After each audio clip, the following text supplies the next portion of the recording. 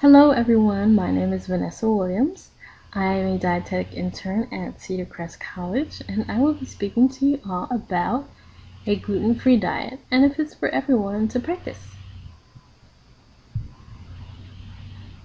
So the objectives here are to understand the purpose of a gluten-free diet, to identify the difference between a gluten-free diet and a regular diet, and to determine if a gluten-free diet is a suitable diet for all individuals.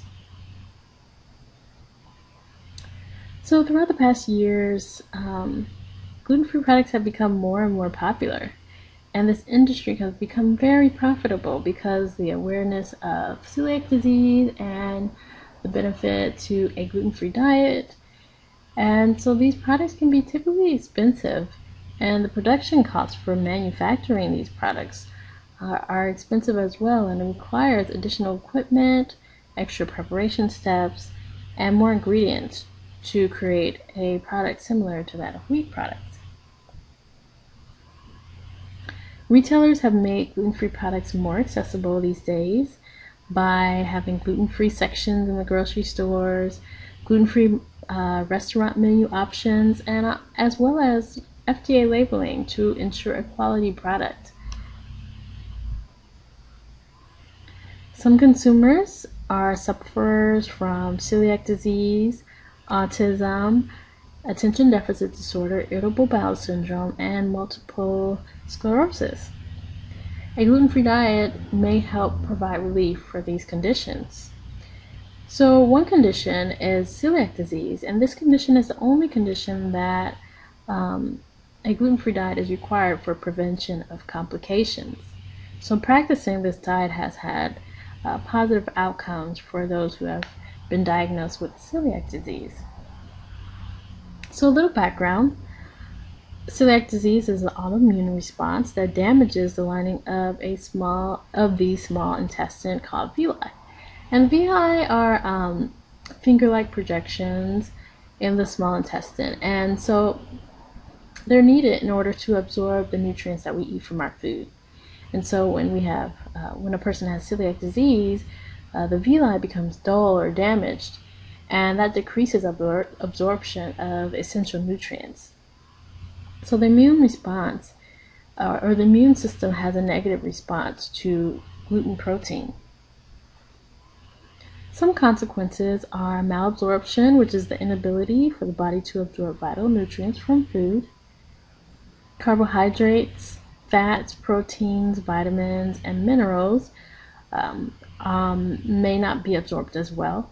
And anemia, weight loss, bloating, gas, cramping, easy bruising, fatigue, hair loss, and dry skin can occur. So gastrointestinal complications are diarrhea, constipation, abdominal pain, bloating, gas, nausea, and even fatty stools.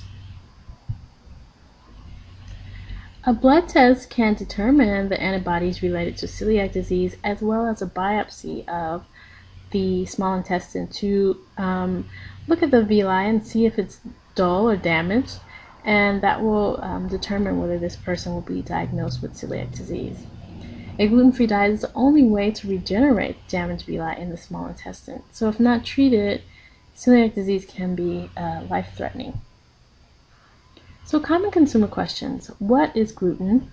Who should eat gluten-free products? And is a gluten-free diet healthier than a regular diet? So what is gluten? Gluten is a protein found in wheat, rye, and barley, and it forms a structure to the product. So the purpose of gluten is to basically to enable the product to rise during the baking process, such as when baking breads or when baking cakes. Some Americans believe that a gluten-free diet is healthier than a regular diet. They may believe that it's low carb or low fat diet, or even both. And a study found in the Journal of Gastroenterology, participants were put on a gluten-free diet for 2 years. During those 2 years, 81% of participants gained weight. So by this study, we see that this diet may not be low carb or low fat. And only 1% or 3 million of Americans have been diagnosed with celiac disease so far. And so there's a lot of products out there. There's a lot of awareness about the diet, and many companies have developed alternatives to their original products.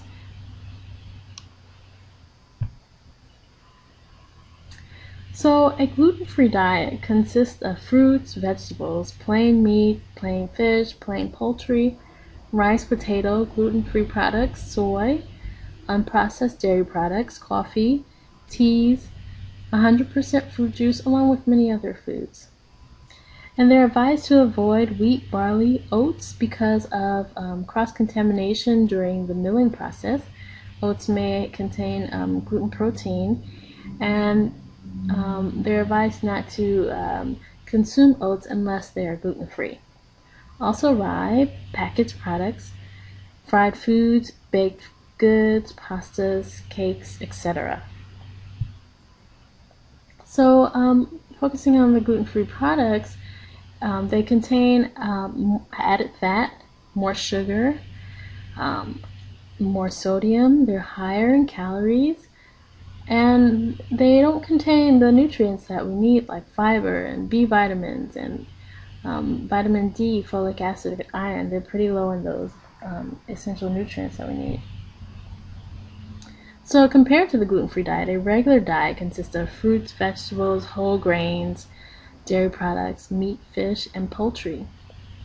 Sugar-containing drinks, baked goods, fast food, and packaged foods are also consumed, but are advised to be consumed in moderation.